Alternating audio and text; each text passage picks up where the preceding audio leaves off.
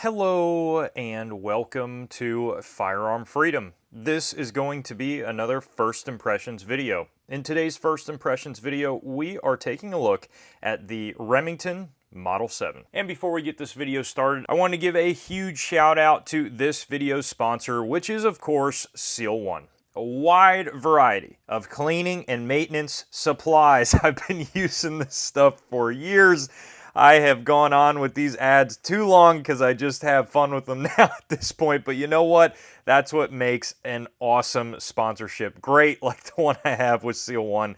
The folks over there are awesome, some of the best people I've dealt with in the industry, and they continue to support a small channel like mine, which is incredible.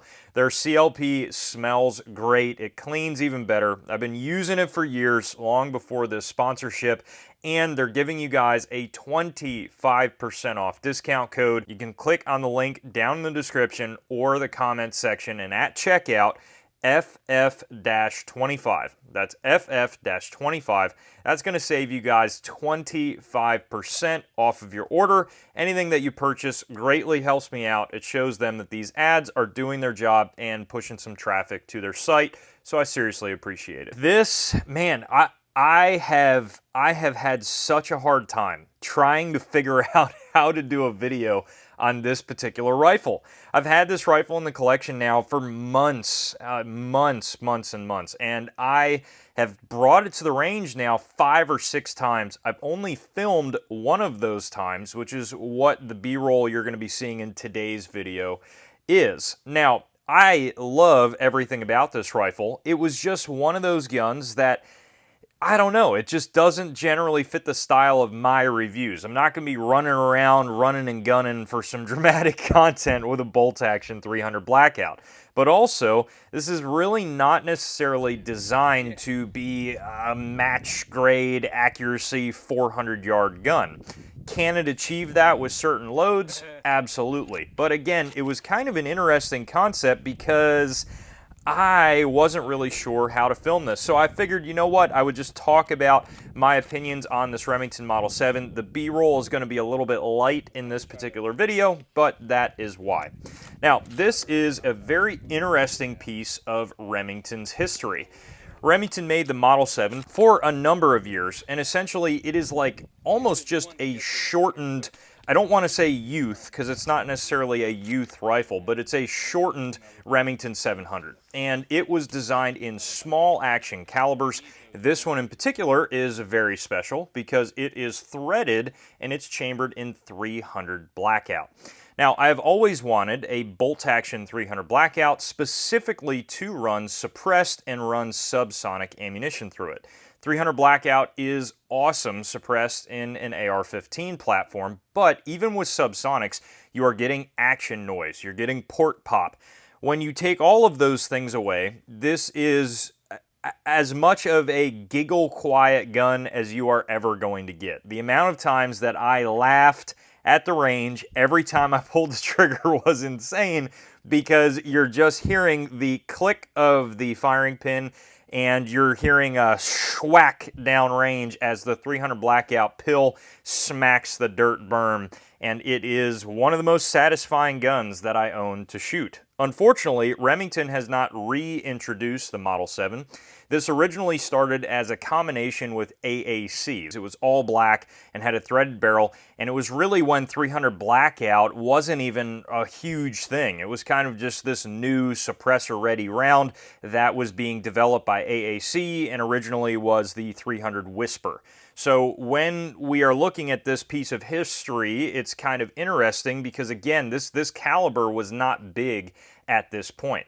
Now, this particular model with the special camo of the name that I can never pronounce but has the RAM on it, you guys know what it is, and this particular model was a little bit later, and I saw it come in used at the gun shop that I work at, and I just could not pass it up.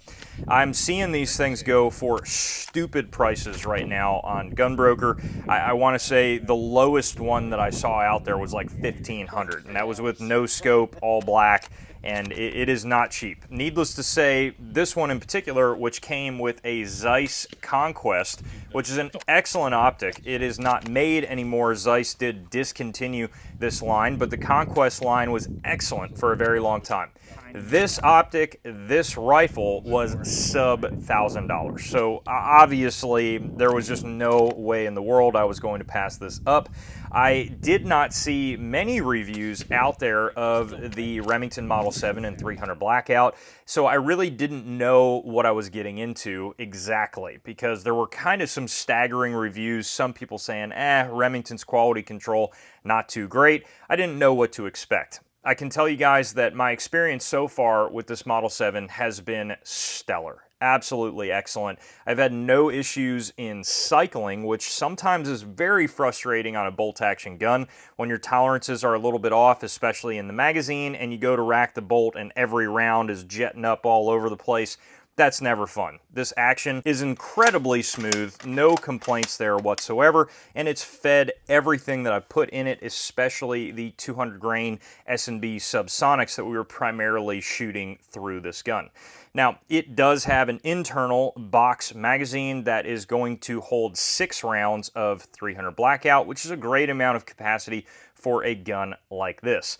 Now, the camo pattern I actually don't mind. I think it's kind of a cool camo for this particular gun. I did goon tape the crap out of this grip because it was very slick. So I wanted just a little bit of traction there to get a good proper hold on the rifle when lying in prone or whatever else. This did a really great job in that. It just consistently gave me a great anchor point for my hand.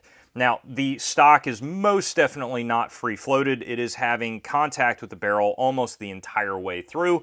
And when we were looking at accuracy, it was fine for accuracy, but it was definitely nothing to write home about. It's probably about 1 MOA gun, maybe 1.5 MOA, and that's about what I would expect. I'm not looking at this gun as being the most accurate gun out there. Why I think this gun is very interesting is in that kind of SHTF role for, like, you know, some sentry dispatching or whatever.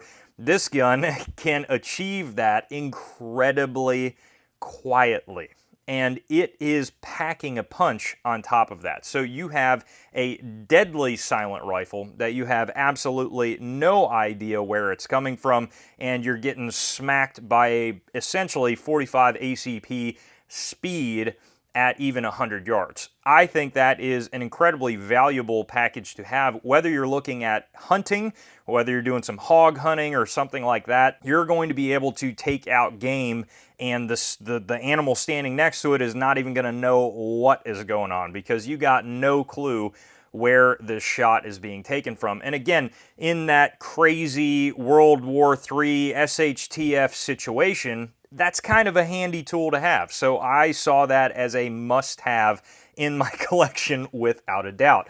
I was running it primarily with my Tyon full-size Dragoon 7.62 suppressor, and the steel kind of gunmetal color that this can is matches perfectly the overall aesthetic with the rifle, and I do have a quick detach flash hider on there in order to mount the suppressor, but I have not shot it at all yet unsuppressed. This is going to be a kind of suppressed only gun, and really this Dragoon is going to pretty much live on this rifle. Being titanium and super lightweight and also a very effective suppressor, it does a really, really good job on this Remington Model 7. It was like a match made in heaven. It was just perfect for this gun. I was very impressed with the Zeiss Conquest. I think that's an excellent optic, and it did a great job on this rifle. No complaints at all there. It's a relatively basic reticle, but again, I really don't mind that for this gun. The rifle is stupid handy. There's not a ton of weight there. The stock is really small and compact, and you have a really short overall package, so that is excellent. You're getting 1 in 7 5R rifling in this barrel, and again, in this time period, you were experiencing kind of that end-of-the-road Remington where you did have some hit-or-miss QC. So depending on when you had your Remington Model 7, when you purchased it, or when it was manufactured, you might see a different experience from what I am having now. But I'm proud to say that this one is excellent. Now, you do have their Pro adjustable trigger in here as well. This is set from the factory to be at 3.5 pounds. I felt no need to adjust it. It was excellent right at the range first day out. I had no complaints about the trigger whatsoever. That's going to wrap this video up. There's not much more to talk about with this rifle. It's excellent. It's awesome. If you can find one at a great price, don't hesitate. If you see any other threaded bolt action 300 blackout and you want a gun to shoot 300 blackout and not burn it down at the range and break the bank with a semi-auto, but still just have a laughing fun time every time you pull the trigger, a bolt action 300 blackout is the way to go. If you guys have any other questions about this rifle or anything else on the channel, please throw them down below in the comment section and I absolutely will get back to you. While you're down there, head up to the description, check out those links to support the channel, and as always, stay tuned for more great videos coming soon.